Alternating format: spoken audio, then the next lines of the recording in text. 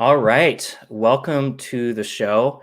To my listeners, I have been somewhat quiet recently for various reasons, but I've been jumping back onto Twitter a little bit and into the space of philosophy of religion and just talking to interesting people who like all this stuff and like chatting about atheism, Christianity, any other religion, all that good stuff. And so I have a guest on, Nathan, who his handle is Digital Gnosis, which is knowledge in Greek, right? Is that correct? Yeah, though maybe it'd be more apt to call myself like Digital Agnosis or something, but yeah. And it's also in, what is it, in a Greek script now as well, on Twitter at least? Yeah, I can't remember why I did that, if I just did it for fun or if there was a particular reason, but yeah, it is on Twitter. Yeah. Nice. Yeah, so I first discovered you. You have your own channel, which is at Digital Gnosis. That's right. And we, I believe there should be a link already in this stream. So if people want to check that out, I definitely recommend it.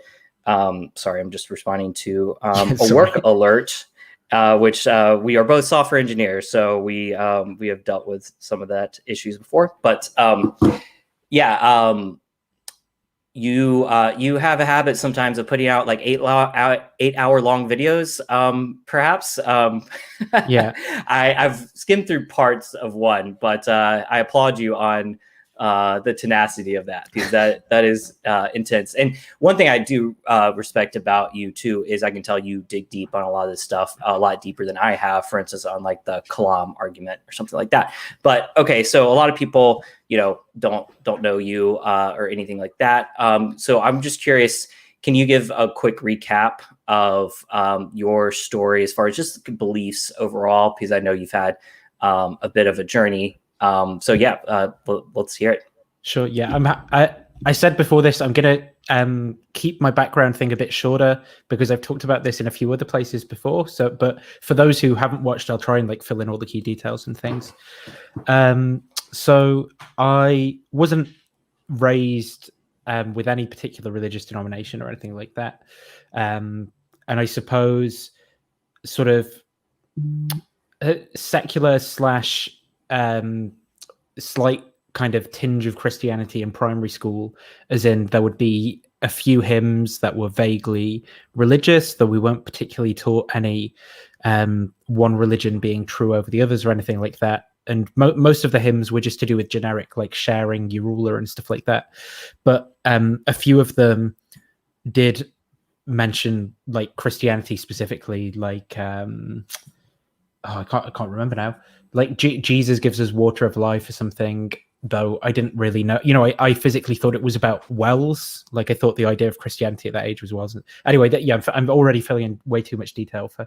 So then in high school, I probably shifted more towards atheism. This is when a lot of the new atheism stuff was going on. So this is about age 12 to 15, something like that. And I philosophically would have constructed a lot of what I thought about the world from the sciences, which was what the vast majority of the kind of subjects I was taking were in. I was quite a big fan of people like Dawkins or Pothole of 54 on YouTube at the time.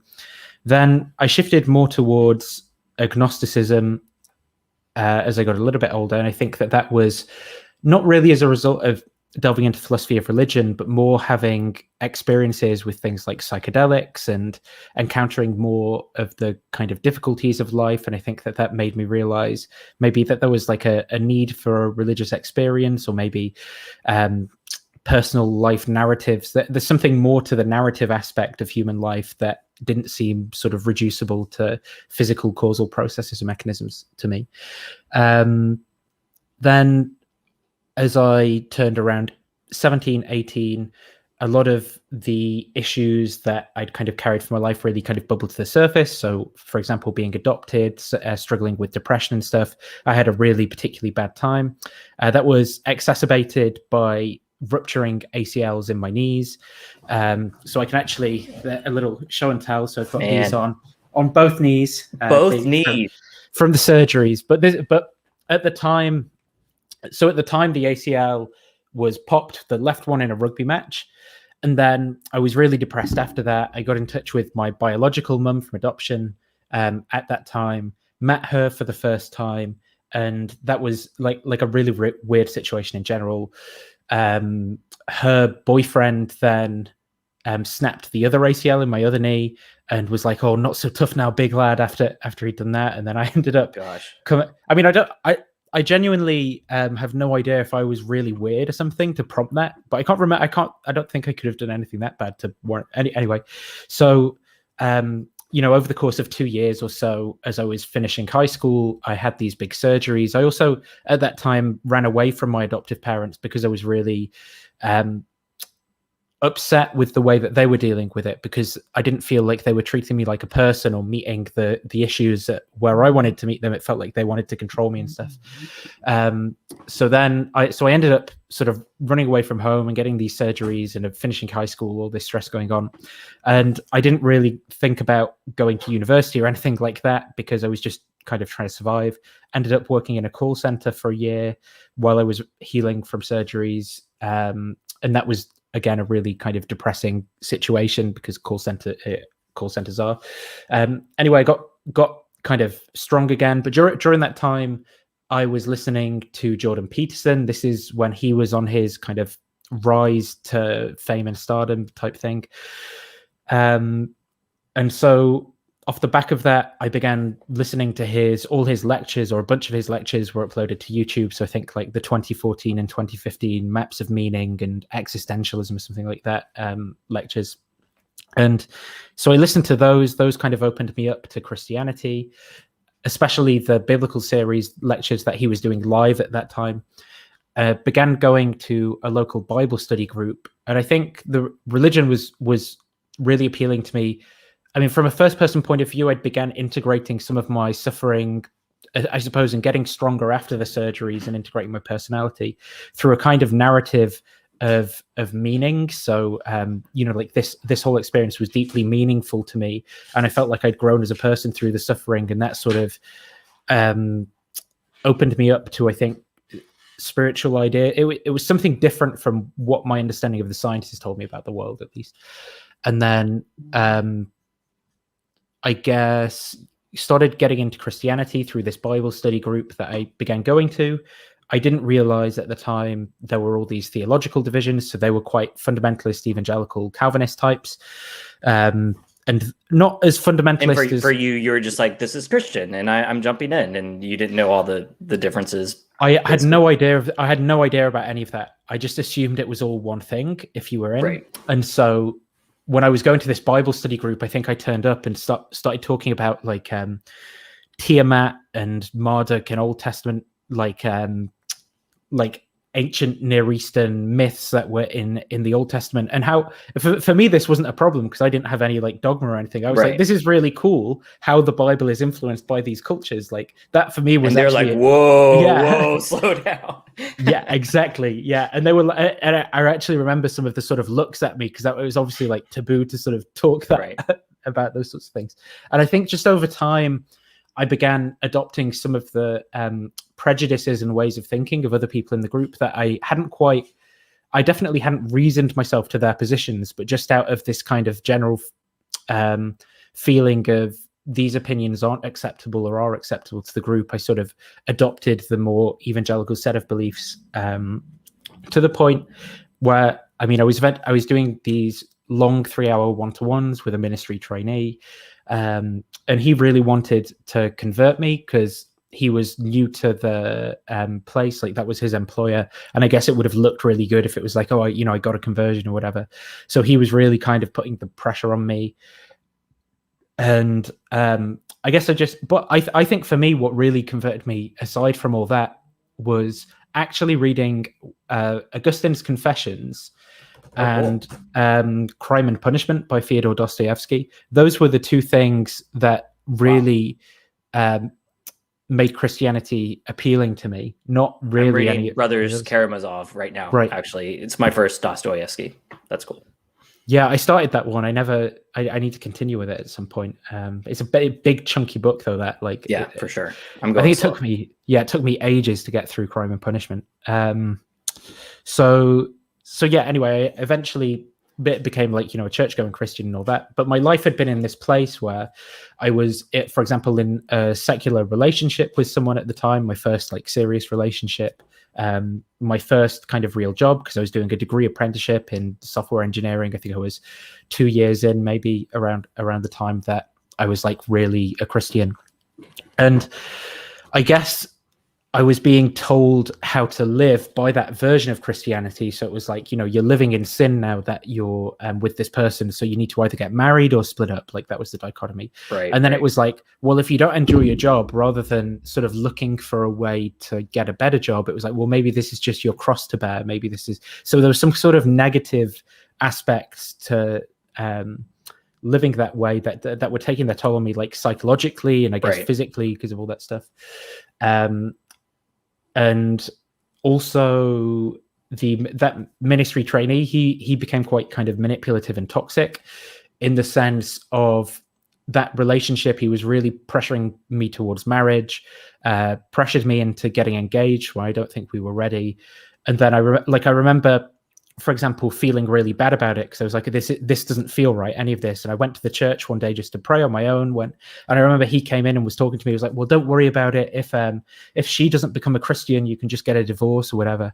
And it's like, that's such a terrible attitude toward marriage, like. Right.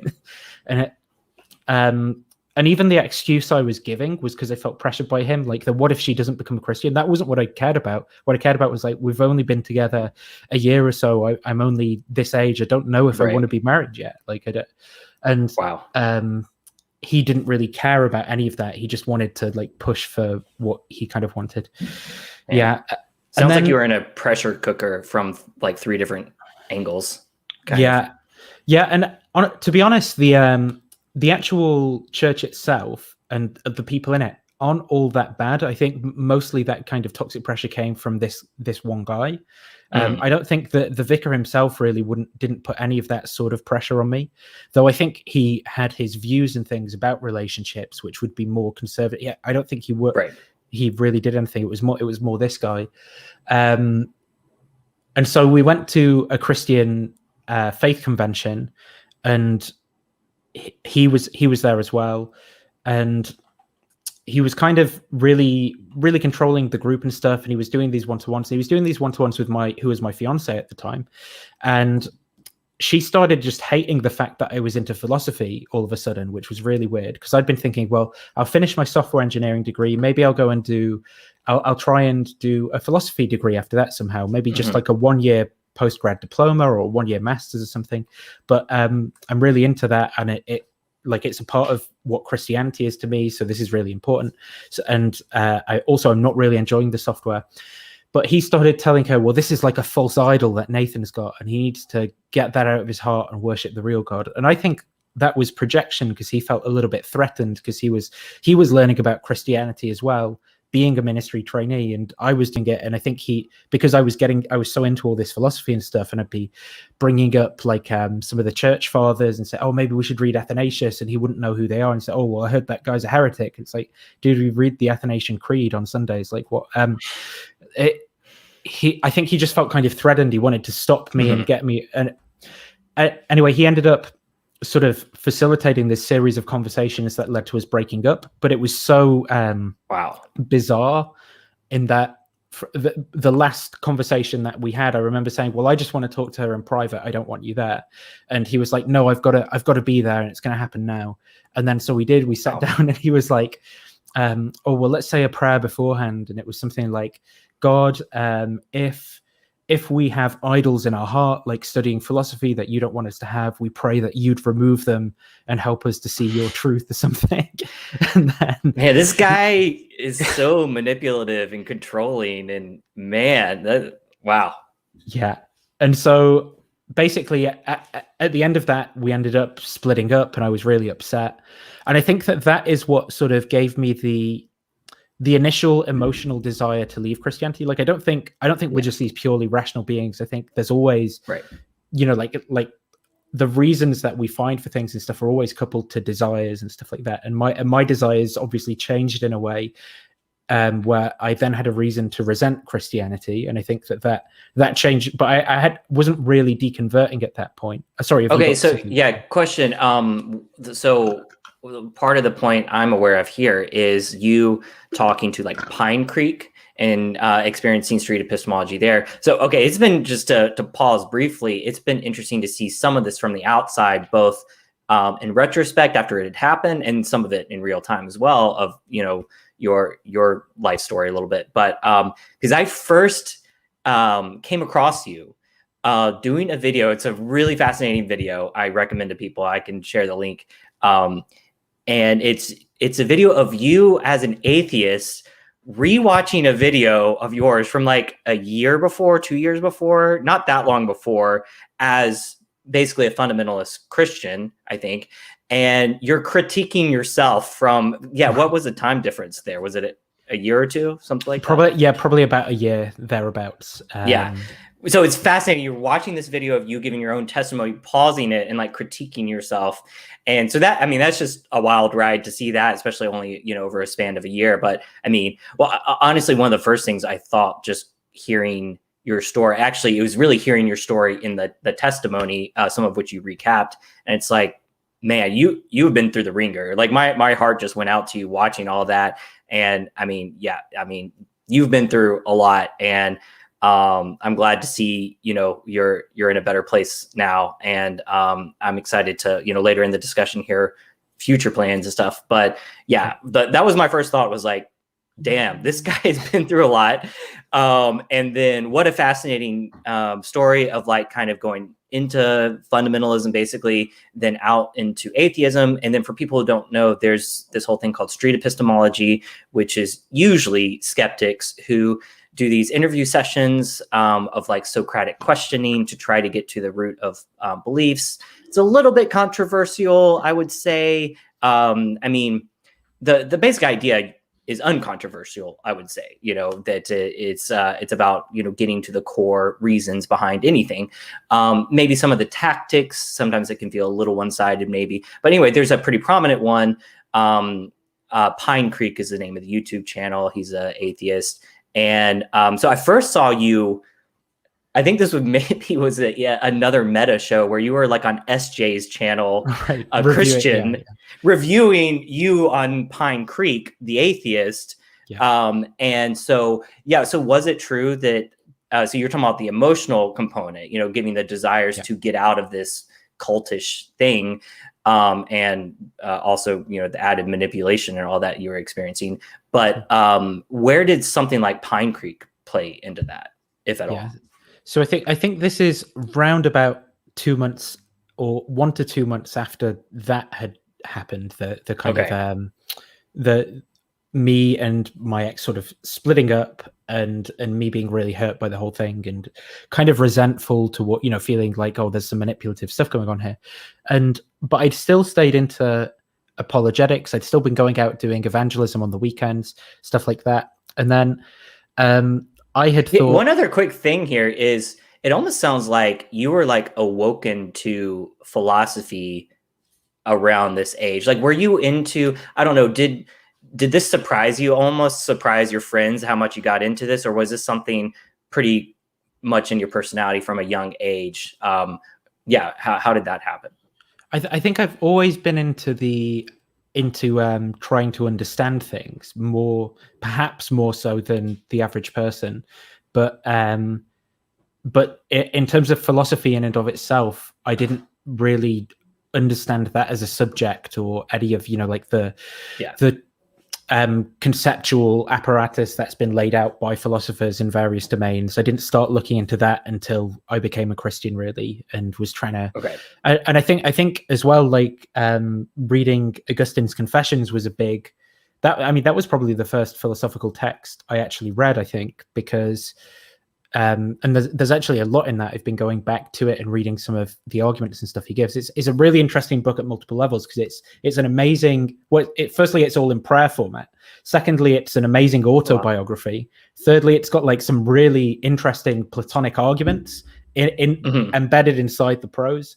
And people, I mean, even a paper someone linked me is like Augustine talks about like time in one chapter, and someone talking about, like, is there something like the theory of relativity in there? And some of the most recent philosophy of language by people like Wittgenstein is sort of commenting back to comments that Augustine's made. It's a really interesting text, but yeah, I hadn't really thought that was what prompted me to want to do philosophy. I was thinking, well, it does seem like something uncorked a little bit, where then you're deep into it. But anyway, continue. Yeah, no, I was just thinking, like, yeah, I mean, intellectually understanding what was going on or grappling that was a big part of what Christianity was for me. And I thought, well, I would love to do this as part of the continuing tradition of Christianity, to try and figure out what these things, like I've come to this in a particular place in my life where I've got a different kind of conceptual language than maybe some of these historical people have had to pass up religious symbols, whatever they mean.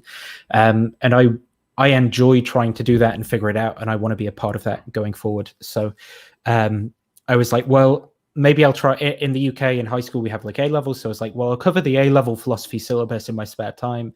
And then I moved on to some other texts and things after that. And that was basically how I got into philosophy, I think. But yes, so back to kind of like the Pine Creek thing. How did that play into?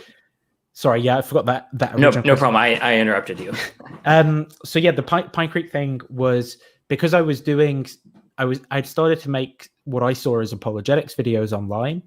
That meant that I guess I was getting different recommended videos and things. And I'd actually seen, I think that this is how it got into my algorithm, was that I'd gone on a Trinity Radio video a week before, where he'd gone 7 types of atheists, and he'd said the psychologizer, and he'd put Pine Creek the psychologizer, and then about a week later Pine Creek comes up as like live now. So I kind of started watching it, and then I was arguing with everyone in the chat, and then towards the end he says, well, if anyone wants to join, there's the link or whatever. And so I joined and had a conversation with him, and I guess it was the first time that anyone sophisticated had pushed back against my beliefs.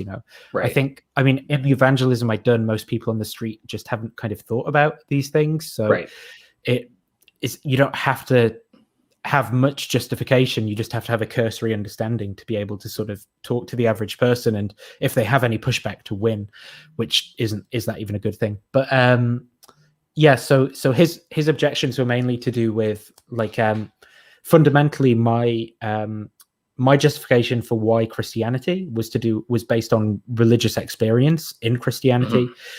And so he basically drew out the sort of contradiction in certain beliefs that I had, which was that I thought I was justified on the basis of personal religious experience, whereas I would reject the personal experiences of Mormons, Hindus, Muslims, and so forth. If I were to come across them and talk to them, and they said, well, I had this experience, so that's why I'm a Muslim or a Mormon, I would reject that. And I couldn't come up with good reasons as to why I'd accept that. And then there were all these other problems that came. Off the back of that, I started watching a bunch of Pine Creek videos, and that undercut some of the justification that I thought there was for the resurrection. The arguments that apologists tend to give are based around sort of saying that the evidence is so good that it compels one to believe in a miracle, and I don't think that that's right anymore. I'm actually, and there's Christians who say this, like Ian Mills, who's a PhD in New Testament scholarship. He says,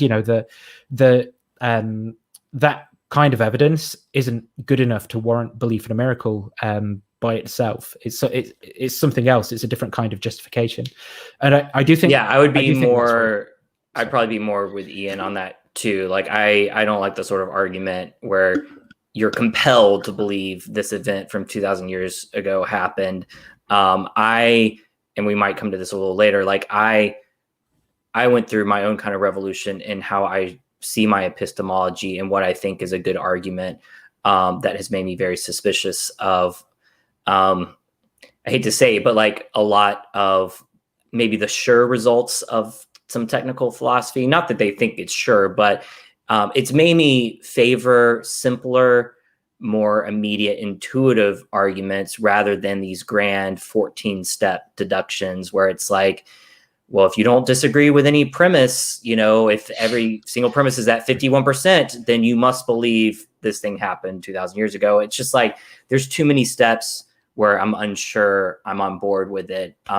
It just gets too murky too fast for me. So yeah, I mean, just like briefly with the resurrection, for me, it's much more like if I zoom out after my own studies, to me, the way I would put it is it almost seemed like this thing happened.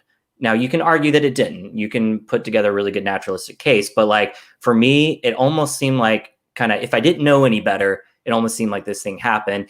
And then you put that in your pocket and look what else is going on in the world. And if that's the only thing you have, then you're probably not going to believe in Christianity. But to me, then you add that to other things. But that's a far cry than saying, wow, you look at this and without a doubt, you know, this thing happened 2,000 years ago and we can be totally sure of it. And you're irrational if you don't accept it. So I personally don't go that route, at least.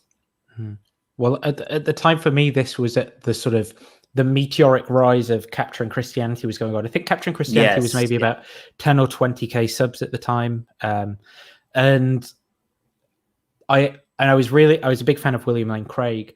And so because of all this exposure to this really tribal kind of apologetics, that's like, well, the arguments are so good and never admitting. So aggressive and arrogant, and it drives me. I tend to avoid using the word apologetics. It's dirty. It's a dirty word to a lot of people. It really, it's off-putting, not just to skeptics. It's off-putting to a lot of Christians because it both reminds people of, I think the number one word that probably comes for a lot of people is arrogance. Like it really tends to, and this super engineering mindset. And I say that as someone who's an engineer, but like I've got it all figured out and this is the system. And if you're not on board, you're irrational, or even worse, you're immoral, you're a sinner, and you're just deceived by Satan. And then to your point, which we might get to a little later about some of the recent stuff you've written, it starts to feel like, is this even how the disciples and Paul would have talked about Christianity? Would be obsessing over the kalam, and not just obsessing over it, but just like the way they present it. A lot of modern weaponizing it. Yes, yeah, and I will say there are great apologists who do it in a graceful way. It's not everyone's like that, but there is a lot of that. So I feel you on there. So you talked to Pine Creek and stuff. Then how many months after that start of the unraveling did it take before you're like, okay, I'm basically out of this now? I'm either an agnostic or an atheist or something like that. I think pretty soon after I realized that I didn't really have good reasons for believing it anymore. I mean, maybe a day or two. And I felt like I was lying in bed for around about 3 days, like just listening to all the Pine Creek videos. I felt sick that like that I felt so lied to and like I duped myself and stuff like that. And then I think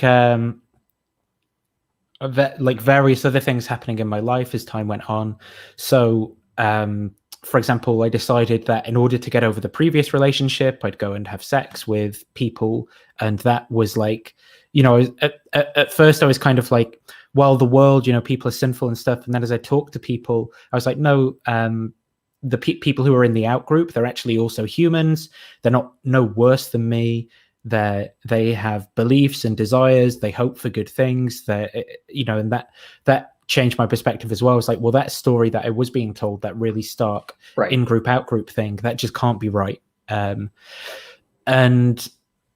yeah, so over time, then I think then my resentment towards the apologetic stuff grew because I was reaching out to people saying, look, guys, I'm really doubting my faith. Can someone like talk to me and help me and stuff like that? And all I'd get back was like this marketing BS type, like what's so, like this argument is so certain, buy all these like apologetics books, like, and it was all just flimsy and marketing. And I really, really disliked, I just really disliked that because there wasn't any substance to it. Like I'd be like, I want this to be true. I want this to help me. And then it didn't. It was all about just the other person like being made famous or getting money or whatever through doing apologetics, not about actually helping figure out what's true.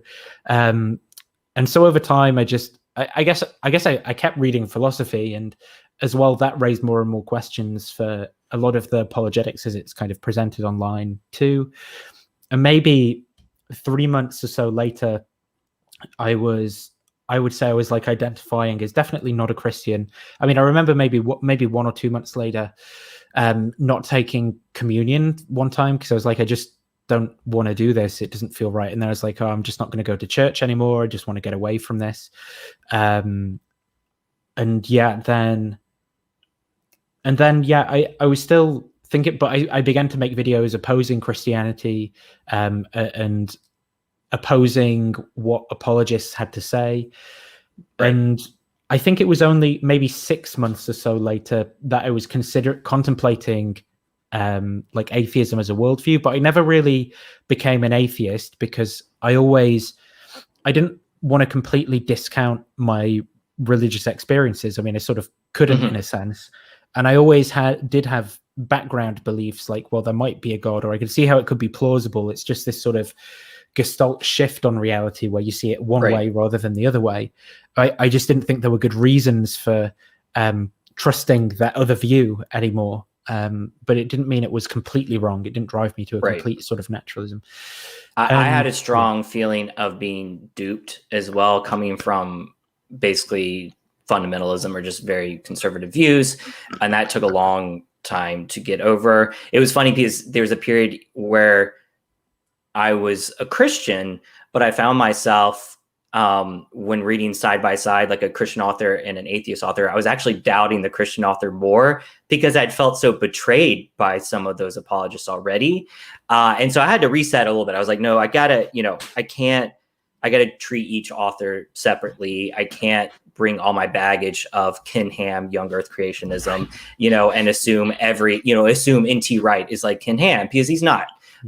And so, but that, I felt very betrayed and duped. And that made me very angry. And I had to do a bit of a reset. I didn't fully leave at all the way I think you did. But for me, it was, intellectually really taking a step back kind of from that. It's a really weird thing and I think it's really quite, I can't imagine how it'd be for people who were really raised in it their whole life as well. That experience of that sort of sinking feeling of like, oh crap. I felt like I was splitting in half. I really think on my deathbed let's say I'm in my 80s, if I make it that long, I would not be surprised if I said that period was the hardest in my life, regardless what happened. Because it was a true existential dread to a degree that I'm not sure I knew was possible, because it felt like my entire reality was splitting in half. And on top of that, I was worried, that what worst case scenario is I become an atheist, but then I die and find out I was wrong and now I'm going to burn in hell. And those aren't great mental spaces to be in. Let's just say that. So for you, so how many years ago was that when you got to that period? Like you're basically outside of it. You haven't fully taken on atheism or anything, but you're, at that point you're starting to make videos, against apologetics, stuff like that. It's about 1.5 years ago now. Okay, cool. And so, I mean, this is the big thing here is this is how I've known you basically in that state. You were, that's basically where you were at. And seeing, your videos responding to things like the Kalam cosmological argument, plenty of other stuff. What was a bit shocking to me is when you then, for me, out of the blue, because I hadn't been keeping up with your channel or anything, but all of a sudden you make a post about tentatively calling yourself a Christian again. And I was like, oh, okay, well, didn't see that coming. And so, can you fill in that little bit of time period? How did you come full circle to full circle would be the wrong way to say it, but come to that standpoint? I mean, I guess I don't know. A lot of the stuff that happened could be pretty weird. I mean, my girlfriend, for example, is not, she doesn't oppose Christianity at all. She kind of finds it quite interesting and stuff. So I think when I have been becoming more tribal out of anger at apologists and stuff like that. She's actually been able to say, I mean, look at like, I don't want to name names, but people who are toxic in atheist circles. She's like, like, look at that. You don't want to be like that, do you? Right. Yeah. And it's sort of given me that check that maybe other people might not have had, and so they've gone down that road. So that's been a thing that's always kept me from going way too much towards like the crazy side. And not to say that is I think the apologetics, like evangelical side, is the crazy side as well. It's just like the same meta problem of like, I'm certain that I'm right and you're wrong and you're evil if you disagree.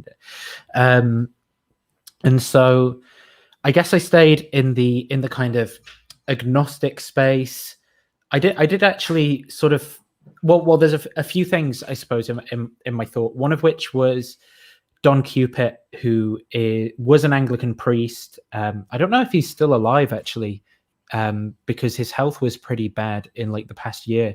But he's what's described as like a radical theologian. So when you hear people talking dirty words about what the Jesus seminar, like he's one of those people that was like actually in the Jesus seminar, when no one actually knows like what the Jesus seminar is. They just say, the Jesus seminar is like a slur. Ooh, And he had, and this isn't really where I'm at, but he has a really interesting book called The Sea of Faith, which was sort of him deconstructing his evangelical Christianity in the 70s or 80s. And there's also an accompanying BBC TV series. And it's really, really good at sort of narrating some of the main philosophical trains of thoughts in the modern period up till now, and some of the main kind of where some of the main conflicts have been between religion and contemporary worldviews. And sort of where those tensions have kind of pushed out traditional Christianity, or where Christianity has changed in response to some of those things. So like a mechanistic science or pluralism, or there's a really good section on like Nietzsche and Wittgenstein, stuff like that. And that really changed my perspective on some of these things, because the non-realist Christianity that he offers, sort of informed by a lot of what these people have got to say, I think is really quite plausible. I mean, I suppose on a lot of, he takes quite a Wittgensteinian point of view, which is this idea of the meaning of what words are is basically how they're used as tools. And so he sort of says, riffing on this concept, then it's sort of, think about how people use God in everyday language. Think about how what are Christians doing when they engage in liturgy, when they do all that symbolism and stuff. It doesn't have to have this kind of metaphysical referent. The metaphysics on its own is its own kind of private language game that philosophers are playing when they sort of talk about these concepts and ideas and things. But when you look at what Christianity actually is, when you talk about what someone's saying when they say, consciousness of sin in my life or having faith in God, it's very similar to, I mean, in a secular context, someone at someone's funeral saying, well, she had a real reverence for life. I mean, how are they using that word? Or when something bad happens, people say, my thoughts are with you. Now, it's not to say then that they're actually metaphysically transferring some thoughts to something like that. But there's this kind of use of theological language. And I guess Cupid's idea is that one can be a Christian without having these metaphysical commitments, and just sort of engaging in the language games of religion, saying that this has a particular use for me trying to understand the way reality is. Now, that was something that was a perspective shift for me, because I thought that's quite interesting, and that I could engage with Christianity at that level, because I still do find a lot about Christianity, its symbolism, its churches, its history, its philosophical thought really, really fascinating and rich. And I guess there's always been something to me, at least, about Christianity, about the Gospels, about the growth of Christianity, that's just really compelling. I mean, I really struggle to believe it's true in the way an evangelical believes it's true, that there's this kind of one simple story of a group of evangelicals who went out in the early church and do it, and Jesus just rose from the dead. But I think it's way more complex than that. Which just historically, there's so many competing groups and ideas and people trying to figure out what the heck went on. But I always find myself coming back to the story and finding it so compelling, the life of Jesus, what his ethical teachings are, and the way that that's revolutionized the world. So that's sort of, a tether to Christianity. I also really enjoy church, having the special time set aside and stuff. So I guess I started going to church again, and I mean, that's probably had an influence on me. Two other trains of thought that really influenced me were firstly Albert Schweitzer, who was another a radical German theologian, who's the guy. I enjoyed this part of your blog posts. I enjoyed this.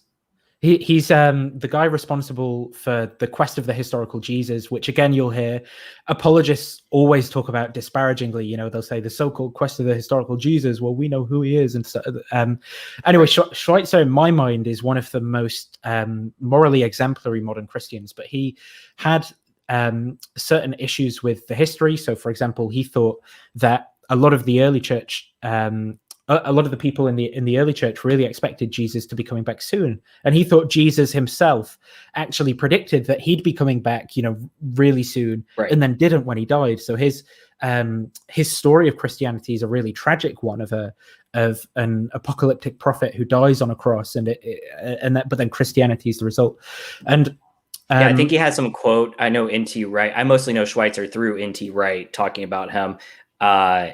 Something about like Jesus like throwing him, unable to like solve the age. He threw himself on the wheel of time and let it crush himself. These like really poetic things of like, but it's sad because, you know, it like Jesus's like final hopes didn't come true of him coming back or whatever. But I mean, a really fascinating guy. And I mean, everyone talks about him with just utmost reverence honestly, I've heard literally people say he's maybe one of the greatest people who've ever lived morally, just what he did, founding the hospital and giving up, you know, his academic post to do all of that. I don't know all the details, but people talk about him as a saint, basically. Right.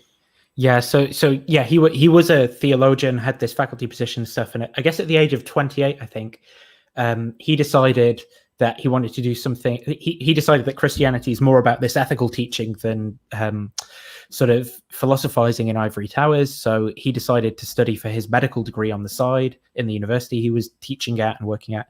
And so he did that, and he was actually staying up sort of till midnight with his feet in like cold bowls of water to study for his medicine exam and stuff like that. Got it, applied, and again the Paris Missionary Society, who he applied for funding, they didn't want to accept him because of his unorthodox views and some of his publishings and things. But he eventually did get it. I can't remember. There's some kind of fluke to that story. But he goes to French Equatorial Guinea, which is on the equator, and in Africa, and he establishes a hospital there, and basically has this massive impact where he's helping people, and people are coming from all around to receive his help there in that hospital.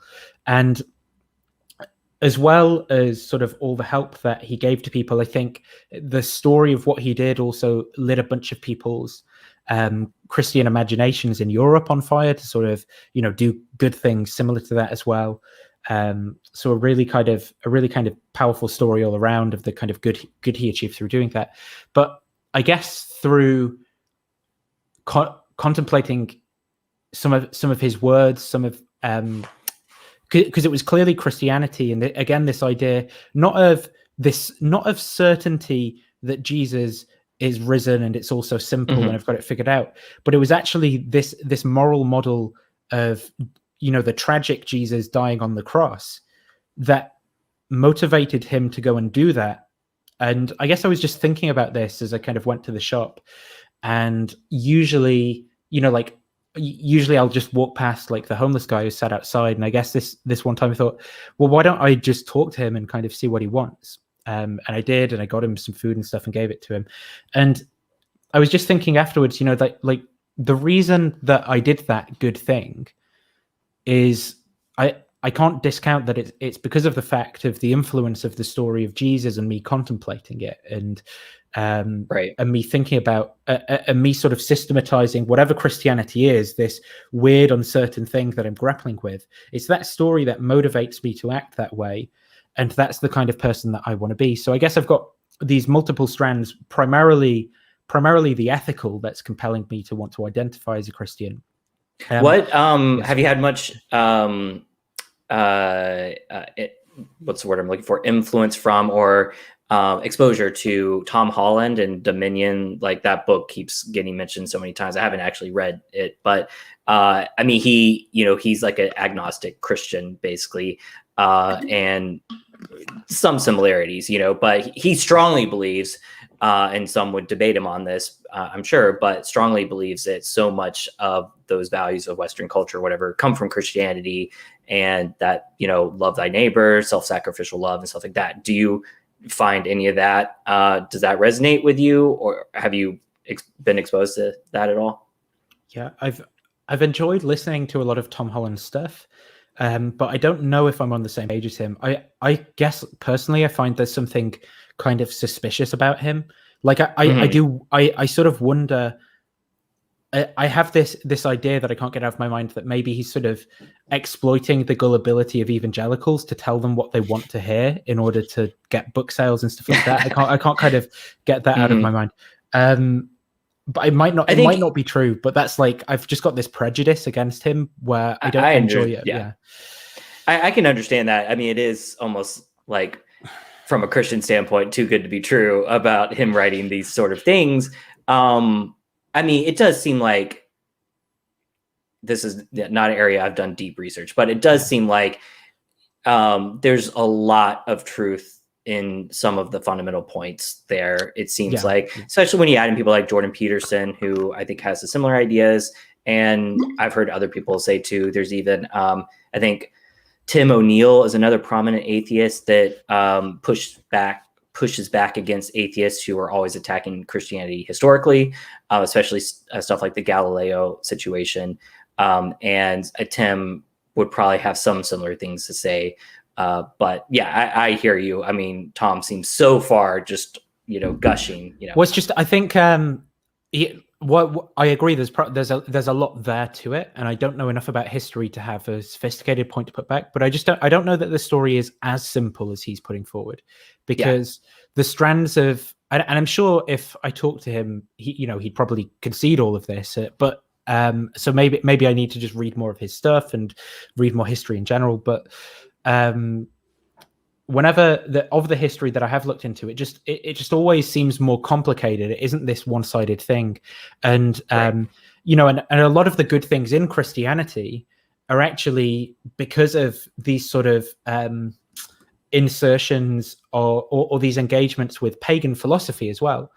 Oftentimes the good things are as a result of that, rather than exclusively Christianity. And so if you sort of tell that part of the story, then for a lot of evangelicals, that's going to be repulsive as well, because what inspiration means to them, you can't talk about, like Plato being inspired and the positive influence that he's had, even if it's through someone fakely pretending to be Dionysius from Acts 17, 400 years later, who's a Neoplatonist, who's writing these letters that then a bunch of Christian philosophers take to be actually written by Dionysius, and then come up with all this moral philosophy that's based on Neoplatonism. If you talk about that, that's like, no, look, we're not pagans. We're not. That's pagan philosophy. Right. Whereas a more liberal perspective is kind of, well, I guess I'd consider myself to be a sort of perennialist, which would be that if there's any truth to any of this, it sort of stands equally behind honest seekers of truth in all traditions with various different concepts and so forth. And I mean, Christianity is the set of concepts that appeals most to me. And certainly I find something particularly compelling about Jesus's life over other figures in other religions. But for me, I mean, I'd be as happy to say that like Aristotle or Harry Potter or Star Wars are inspired as I sort of am the Bible, even though the Bible's got a special place for me because of its historical effects and stuff like that. And I guess the point being against what Tom Holland has to say, though, is just that there is this complicated mess of sort of there are stories which seem really, really good, that are non-Christian and also can influence cultures in a positive way. It's not, and it seems that a lot of the ways that Christianity has influenced things in a positive way are contingent as well. So it could have been maybe Christianity didn't win out, but then maybe something, you can't say that some other philosophy from ancient Greece then, like maybe the Platonist schools would have grown throughout Europe, and we would have had an even better moral philosophy. I can't say that wouldn't have happened, because I just don't actually know. Like, how do you even calculate something like that? And there's going to be that subjective evaluation of the morals, in the sense that, for me, I guess one way I would say it is the putting at the center of the universe the idea of self-sacrificial love, and especially, a creator God coming down and experiencing that and giving that self-sacrificial love, and that being at the core of the universe. If it's, if Christianity is true, like, for me, that resonates in a way that, I'll hear it. Give me another philosophy. I'm not saying nothing else could beat that, but it's very compelling to me, and it has captured people in a way that few other philosophies have. And it's, you can find plenty of parts of that elsewhere. It's not like self-sacrifice didn't exist before Jesus or something, but it being right at the center of it, and especially, I think the power inversion is really huge to me too. The idea of that inverted upside down world of the strong serving the weak and stuff like that. And once again, it's not that you can't find any of that anywhere else, and that there hasn't been that, of course, a lot of it came from like ancient Judaism too. It's not like Judaism was this awful religion and then Jesus solved it or anything like that. But, for 2,000 years, that one story, and once again, there's going to be that subjective component, but it does pierce my heart more than other stories have. And once again, I'm not trying to make too much of that. That for me, that's another thing I put in my pocket of like, okay, that's a big deal. And it does seem to inspire people like Schweitzer and stuff. And when I hear, a more Eastern philosophy of like trying to get rid of all, emptying yourself and trying to get away from the physical in a way, I think that's interesting, but it doesn't grab me the same way. Maybe that's my Western programming, whatever. But so I hear you about, especially with Tom Holland, like anytime you try to simplify history to like one narrative, you're a goner, and I haven't read him though, so I can't, fully judge. But my question for you is like, okay, you've spent a lot of time with these arguments, some pretty dense arguments, the Kalam and, plenty of others. And so where do those stand for you now? Like, do you still care about them? Do you think there's any progress to be made? Do they influence how you view reality at all? Or have they become more intellectual language games in your mind? Yeah. I mean, by and large, I think intellectual language games. Like, I mean, I think there's progress in philosophy, but I'm skeptical of the progress in philosophy of religion in particular. I mean, it seems like the most modern concepts from analytic philosophy, philosophy of mind, probability theory, whatever, are just being brought in to rehash the same exact stuff that's always been hashed out in philosophy of religion. And I guess I don't see much progress. Like, people who are pro the conclusions find the arguments good, and people who are con the conclusions like don't find them good and find reasons to deny it. And we just seem to be like, I don't think anyone's really getting convinced by them, unless maybe the exception is someone who's just completely ignorant of philosophy, and then they come across someone who's really insistent with the Kalam or something. So mostly that, though I don't think they're valueless, because I think for someone who is a Christian or not someone who's an atheist, that doing philosophy can help them better articulate what the position is that they already believe in. But I think in some sense it's already sort of believed at a different mental place, like in some unarticulated sense, and then we almost just justify our conclusions backwards from there. I think we very rarely look for reasons that we're committed to and then derive deductions from there. I think Yes. I think we have the derivation, and then we reverse engineer. Well, that's, I mean, that literally just is how logic works, right? It's how it's true deductive logic being truth preserving. You literally just figure out what premises does the conclusion entail, and then you write the premises before the conclusion as if that's the way it worked, when that isn't really what happened, I don't think.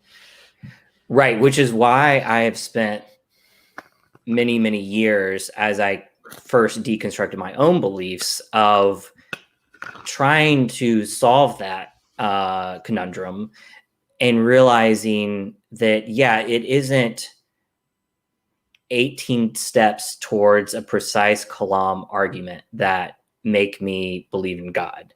But I will say, and maybe I need to study this argument more, but I will say that from what I've read so far about philosophical issues with like an infinite past. So there's that argument, the William Lane Craig thing. So far, it still feels intuitive that it's harder to see how an infinite past could exist. Like it warps your brain a bit philosophically because of like infinite math and the paradoxes you get.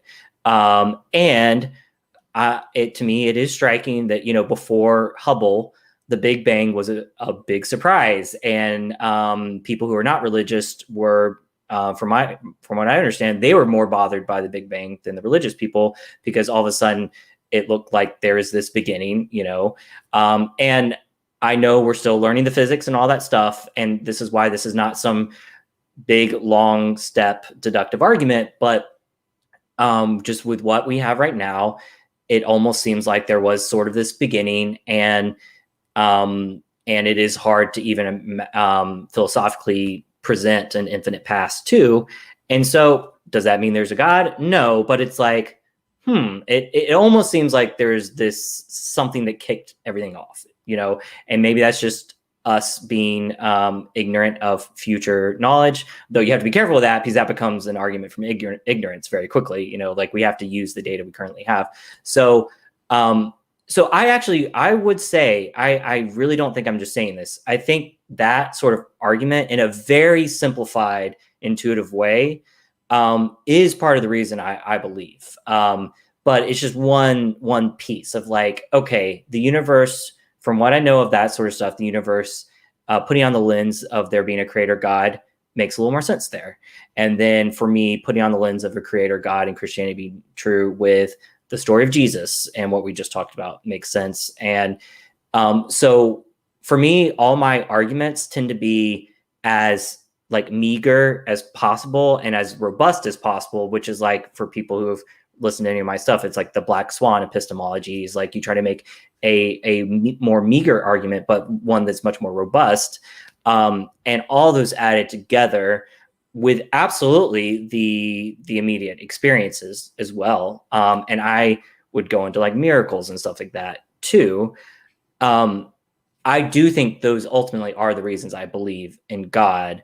But I have to shrink those arguments down. It's not the highly technical, the 3-page length arguments, because those are way too abstract and each step is way too unsure for me, that I'm not going to get at the end of that argument. I don't think anyone should get at the end of that argument and think, oh, there's a God, or, oh, there's no God. I don't think you're going to get that from that sort of argument. So what do you think of that? Yeah, I do think there's value in doing philosophy from within, like Christianity, like I was sort of saying before, I guess. But for me now, I find it really interesting learning how other people have thought, how that relates to my own thinking, trying to work out what it is I actually believe, but having the tools of philosophy to kind of shape my thinking as I do that. And I think that is really valuable. But yeah, I think we're both in the same position where we don't like it being weaponized, I guess, that I'm at least really against.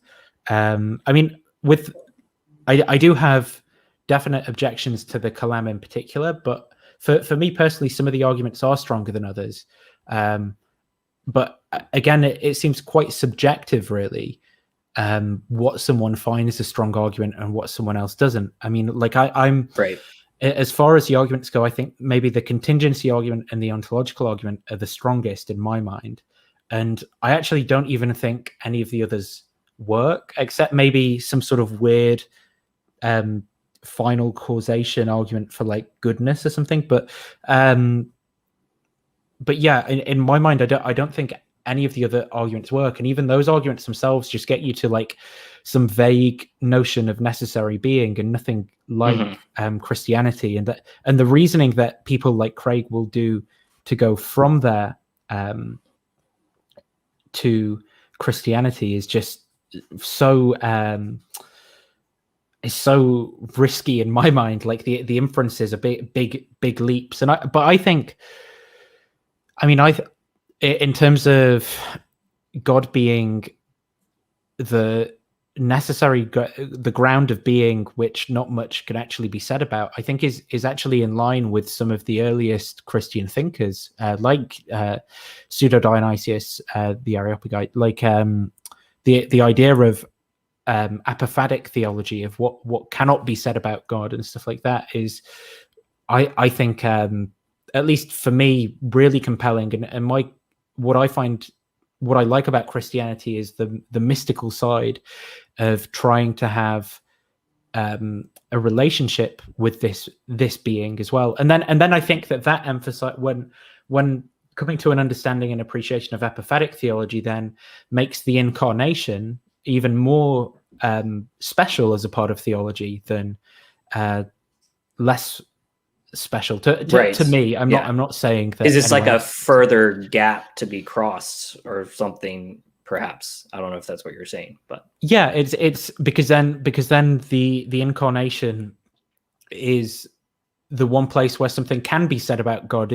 But again, it's really mysterious because it's like, right, you know, how do we get through the historical method to the historical Jesus? But maybe you get glimpses of that through what the authors have to say about, the various authors have to say about Jesus in the Gospels and the epistles and so forth. But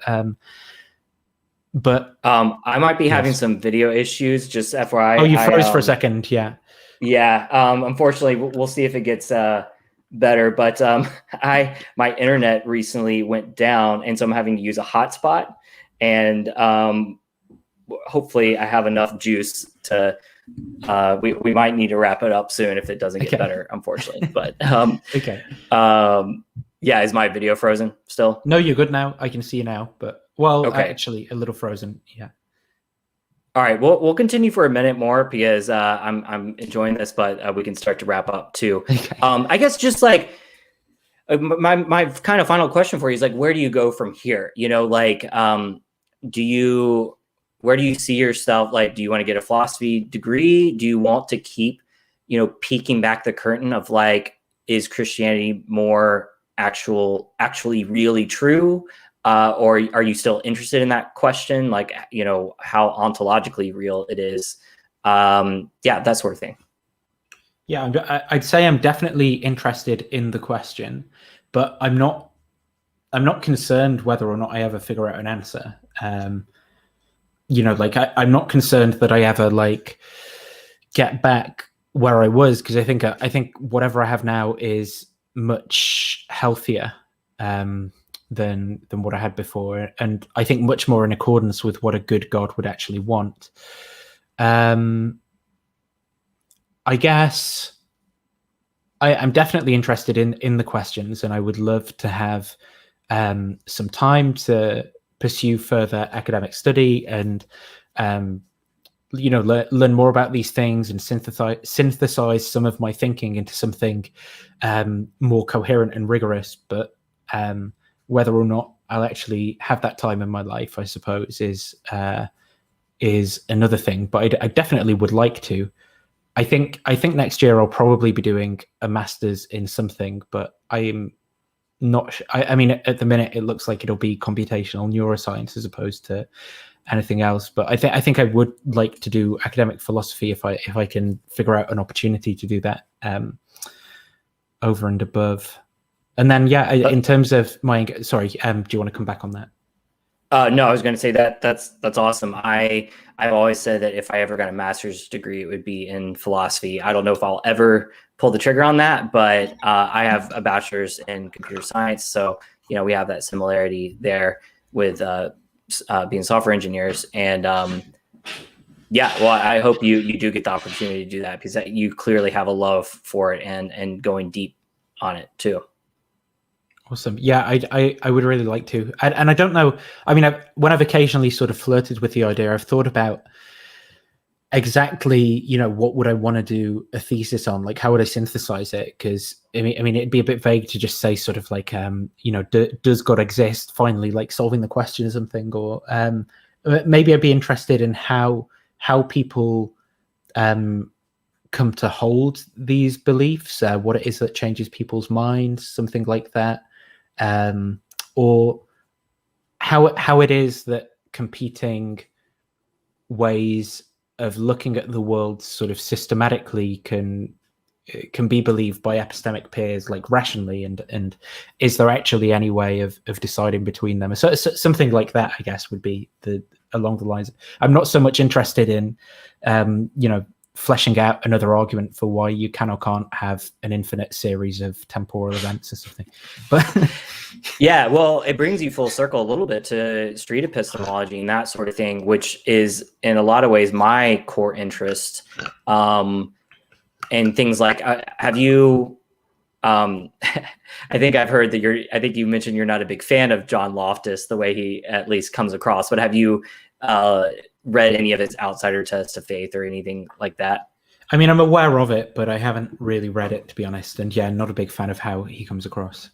Yeah, I can relate to that feeling. What I do like about him is he is also desperately trying to get at, let's stop pretending we believe because of a single presentation of the Kalam, and that it's this perfect proof, or stop pretending we disbelieve because of this one thing. Like what? Seriously, why do you believe, or why do you not believe, or whatever? And I really care about that. Like, I want to stop the bullshit, basically, and try really introspect. I've tried very hard, and I'm sure I'm still missing things within myself, but I've tried very hard to look introspectively and like, really, why? Okay, I'm sitting here in my living room. Why do I believe Christianity is true? And I've tried to break that down, and it's probabilistic. It's not some surefire thing, and it's definitely not from one single argument, and definitely not thinking one argument is surefire in any way. And I realized, and this is why I got so into epistemology, I realized that this is how we do all of life. Like, what is that one thing that proved that you should marry your wife or whatever, And it's like, there isn't some 14-point deductive argument that got you there. And even though it's a similar risky proposition, and it actually is a knowledge claim, you might not think that someone... Well, say, if I may interrupt, I think it's really, really similar. I think it's really, really similar in that the question of at what point do you leave a religious belief that you're not convinced of, and at what point do I divorce someone I'm not in love with? I think they're very, very similar questions. Oh, I agree. It can feel the same with, family fallout and stuff too, even. So yeah, I that is probably my core interest, because it affects the rest of your life too, because the way I decide so many things and decide what I think about so many things, politics, it all comes down, like, I'm probably not going to, believe in gun control or not gun control based on a 12-step single argument either. This is why I've spent so many episodes on this sort of practical epistemology. I think a much more healthy epistemology is you get into the weeds when you can, where you can, but you try to go broad as well. And then ultimately you got to zoom out and say what fits best. And I've tried to consolidate how I do things and find the best way across, if I believe in Christianity, across politics, about myself, what I know about myself, am I facing, the negative parts of myself, or using some argument, to avoid it. So I don't know. Oh, you dropped out. I am now here live on my own, running the show. Hopefully he'll be back in a bit, and I'm not just going to be. Oh, there we go. Yeah, you're back. All right. Well, thanks for hosting for a second there, Nathan. Yeah. All right. Well, I'm gonna probably leave it there since I'm obviously having issues. But man, Nathan, I've enjoyed this so much. I can't wait to see where you're going with all this. I can tell, you still have a thirst for knowledge, and I think you're far ahead of me on a lot of these, going deeper on some of these arguments and stuff. And not that I know you don't want to spend the rest of your life on the Kalam either, but I'm excited to see where you take it from here. And if you ever want to talk to someone who is less dogmatic about it all, but does believe it, I'm around, because I think that that describes me. And I wanted to ask one thing. Gosh, Ryan Price, man, you've left so many comments. I love it. I was going to try to ask one. You did ask one question, and I'm terrible about asking audience questions. So he asked, what you think of the problem. So Ryan says, how do you feel? Let me see if I can show this. Yeah, there we go. Question for Nathan: how do you feel about the problem of evil, given that science doesn't support the existence of free will? I think that second part of the sentence is a bit controversial, personally, but I'll let Nathan answer that. Yeah, I'd agree that if we're saying given that science doesn't support the existence of free will, I don't know that I'd be committed to that either.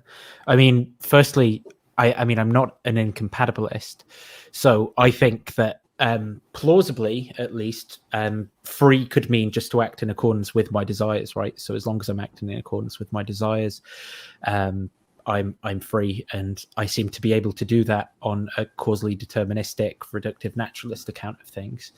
But secondly, I'm supposing that by the science here, what's being meant is the Libet experiments, which I don't think actually do show. I mean, so what the Libet experiments show, basically people were wagging their fingers, and then they would measure the spike in the brain at the point when they measured their fingers, I think by EEG, right. And then they would ask the person to report when they became consciously aware of that, and it turns out there's a 300 millisecond difference or something like that between when they report the conscious difference and when they would wag the finger.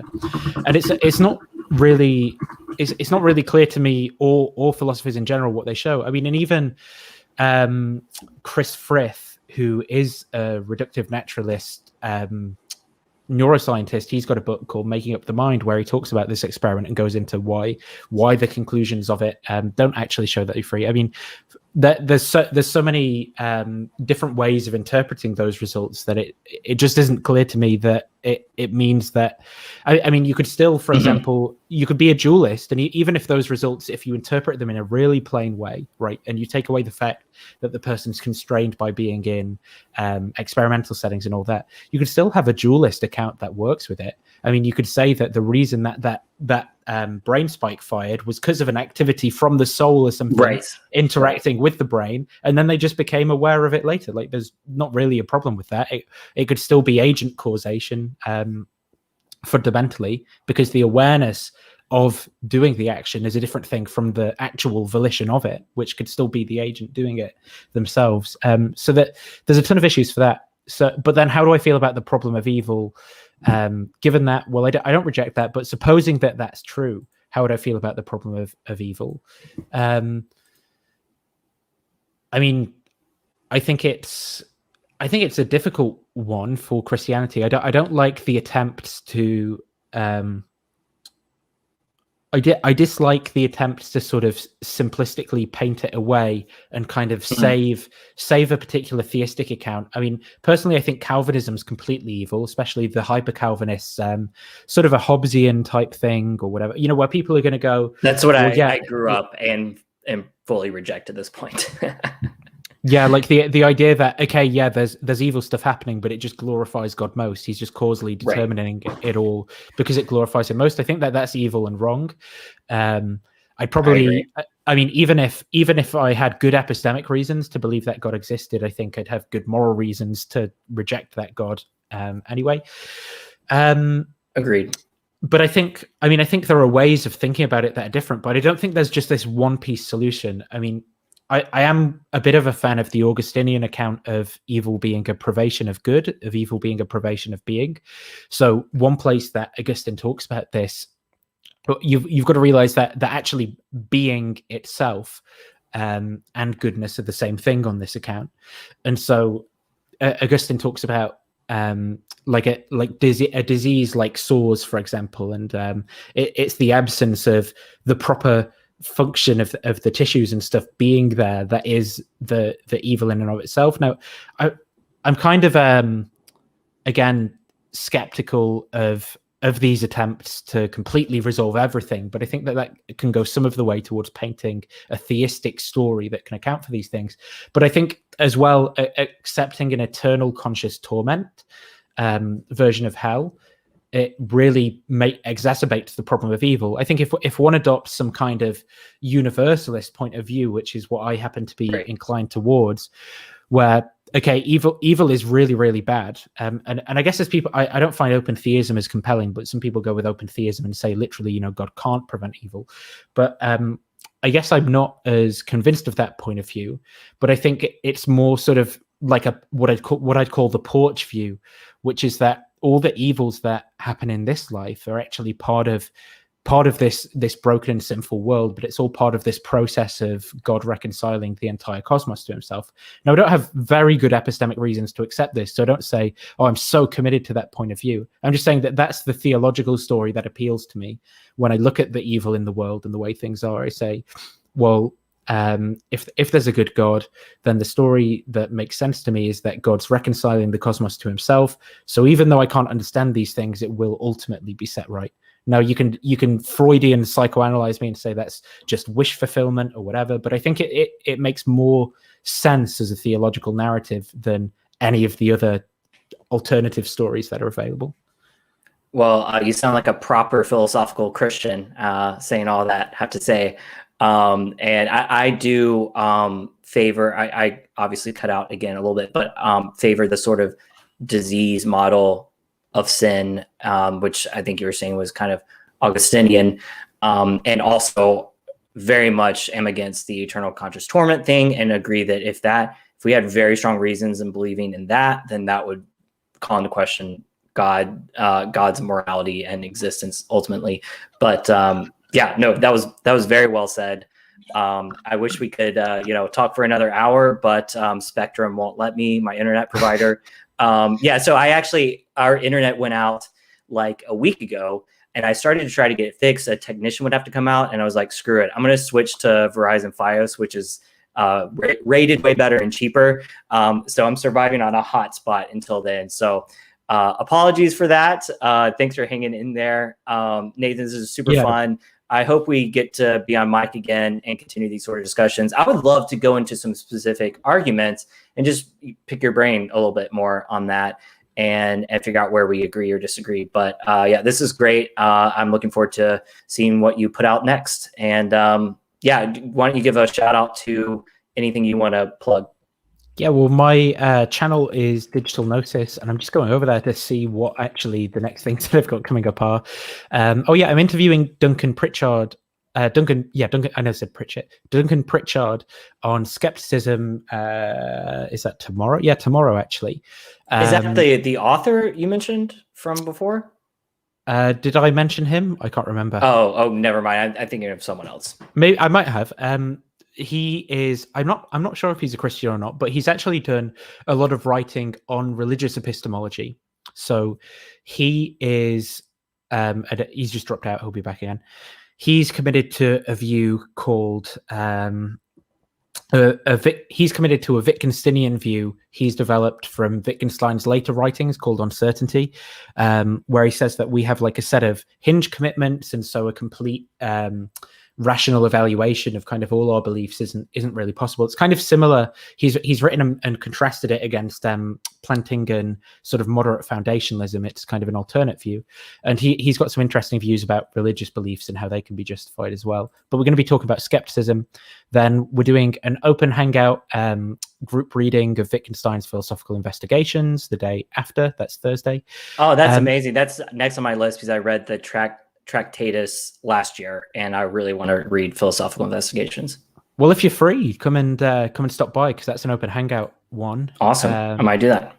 And then I'm talking to an Orthodox guy who's doing his PhD on Christian attitudes towards homosexuality, where he is taking he's actually gay himself, and he's taking the position that there really isn't the kind of conflict's a throwaway of the modern of basically modern prejudices designed and legalized throughout time. Like a lot of the supporting passages, for example, against homosexuality are to do with, are also equally condemning of people who are greedy, for example. And yet people don't like want to legislate against being greedy.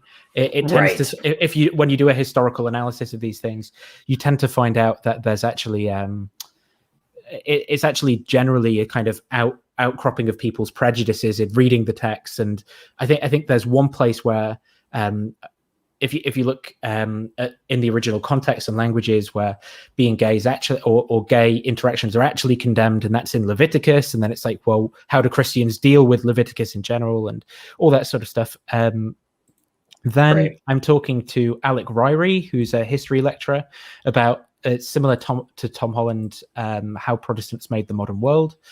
And then I'm a couple of weeks after that, I'm going to be talking to Dale Allison, who's just written a book. No way. Wow. Yeah. For people who don't know, he is in top 3 authors on the resurrection of, the past 100 years, probably, in a lot of people's minds. So that is a huge get. Congrats on that, because he doesn't do many podcasts either, I know. So that's amazing, Nathan. And we're talking about, he's just written his book about a historical analysis of apologetics and polemics around the resurrection. So we're going to be reviewing that book. Amazing. Awesome. Well, guys, go check out Nathan's stuff. Nathan, been really great. Thanks for joining me for this time. And I will see you on the interwebs later. Yeah, awesome. Thanks for having me on. All right. See you guys.